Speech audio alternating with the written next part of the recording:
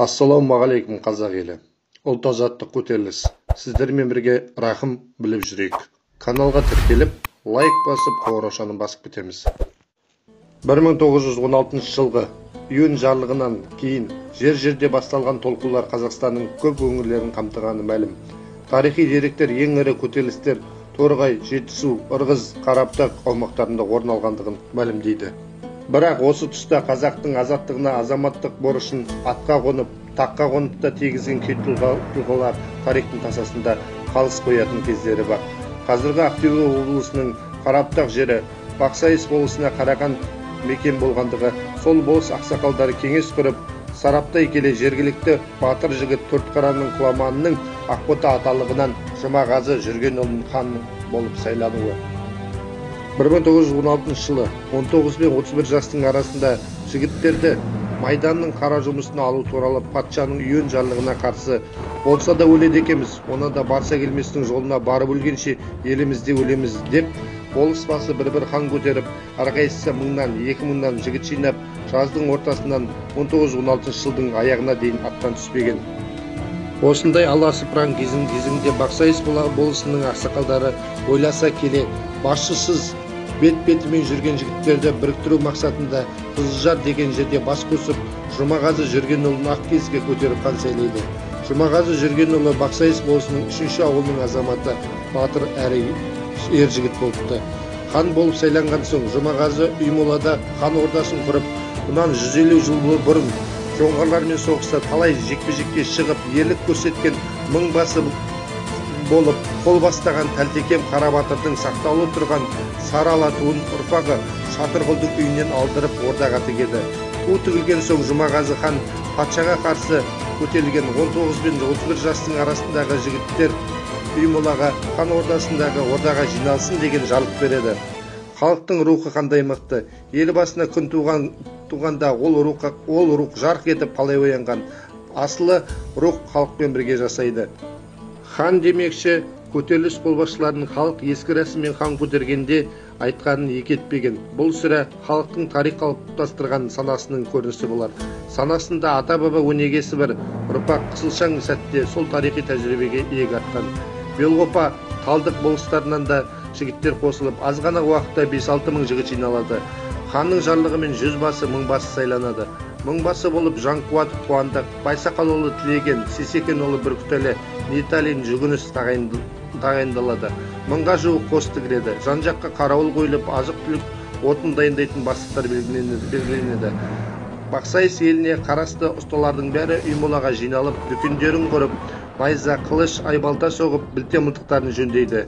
Біледі деген жігіттер сарбаздарға соғыс мәнін үйретіп, патша әскерімен қарсыласуға дайындықтар жүргізеді. Осындай сарбаздар патша әскерімен соғысуға қызу дайындалып жатқанда, Ырғыз қаласынан Бақсайыстың болысы Пірәлі 19 пен 31 жастағы жігіттердің тізбесін тапсырып қайтып келіпті деген хабар тарайды. Жұмағазы хан Пірәліні алдыруға 40 адам жібереді. Жігіттер Пірәлінің ауылына барса, ол үйінде ақсақалдарымен кеңесіп отыр екен. Топталып келе жатқан жігіттерді көріп, ақсақалдардың бәрі тұра қашады. Пірәлі болыс саспай үйінде намазын оқып отыра береді. Ханның шақырғанына барғысы келмейді. Бірақ келген жігіттер болмай зорлап үйінен шығарып алып, арғымағына мінгізіп, алдарына салып, ханға алып жүреді.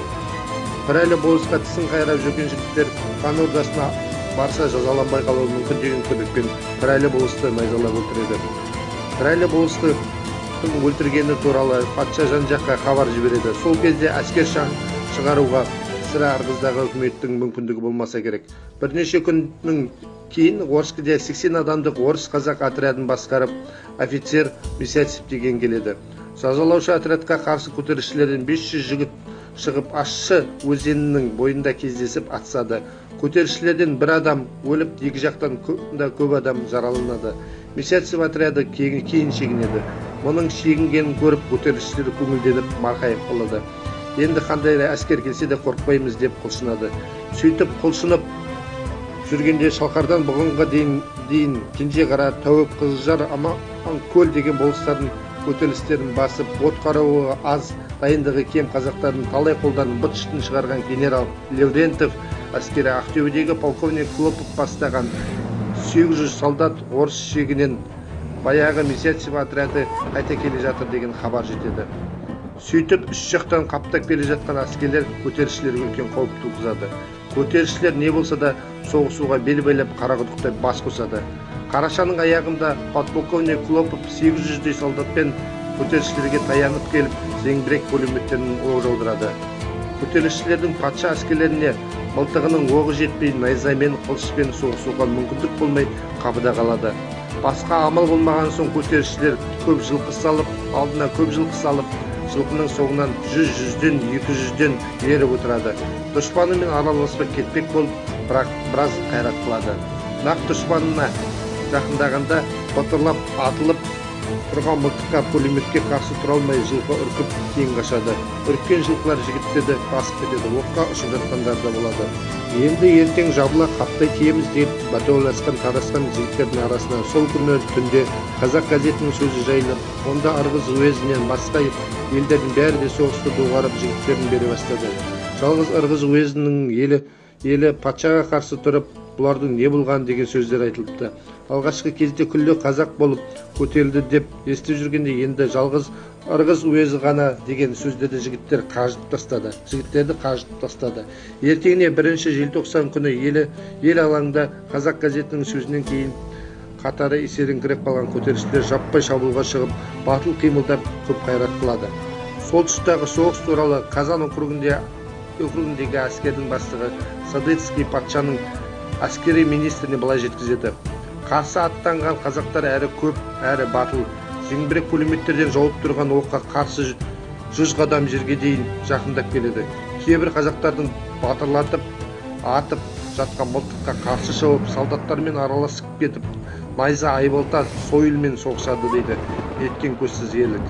Осынша ерлік қылса да Клоповтың зеңбірек пулеметпен қаруланған әскері ақыры шыдатпады, Белғопаны алды. Артынан мешіт алды.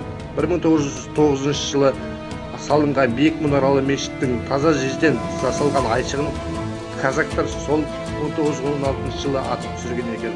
Сол айшық Қарабұтақтағы музейде сақтаулы. Көтерілісшілердің туын ұстаған Тәлтекем Шатырқұлұлы Баймақан еді. Сол соғыста Баймақанның астындағы атының бір аяғын зеңбірек оғы жұлып кеткен.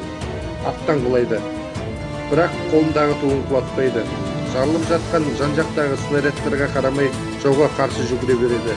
Ақыры сол соғыста Клопов Баймақанды қолға түсіріп, Тәлтекем Қарабатырдың 150 жылдан астам уақыт сақталып келген қасиетті сары ала туын алып кетеді. Қарабұтақ өңірінің басқа Бақсайыс, Талдық, Белғопа болысындағы 1916 жылғы ұлт-азаттық көтерілісі патша әскерінің күшімен басылып жаншылды. Ел қанға боялып, жан түршігерлік тонауға түсті. Сарбаздардың басшылары түрмеге жабылып, тек ақпан төңкерісінен кейін ғана босатылды. Жігіттер майданның қара жұмысына алынды. Бірсыпыра көтеріліске қатысқандар тума-туыстарымен бірге жазалаудан қашып, шектес Ресей еліне, басқа шетелдерге қоныс аударуға мәжбүр болды. 1916 жылы Қарабұтақ көтерілісінде қазақ тарихында елдігін танытқан, қазаққа тән асқақ рухты паш еткен, келер ұрпақ үшін тағылымы мол оқиға болды. Азаттық жолында қан төгіп, шыбын жанын пида еткен бабаларымыздың ерлігін ұмытуға хақымыз жоқ. Сондықтан Қарабұтақ көтерілісінің тарихын, мән-маңызын қазіргі жастардың санасына сіңіріп, оларды ұлтжанды, отансүйгіштікке тәрбиелеу біздің абыройлы міндетіміз. Видеоны соңына дейін көріп тамашалағандарыңызға рахмет. Әлі талай қызықты видеолар салып тұрамыз.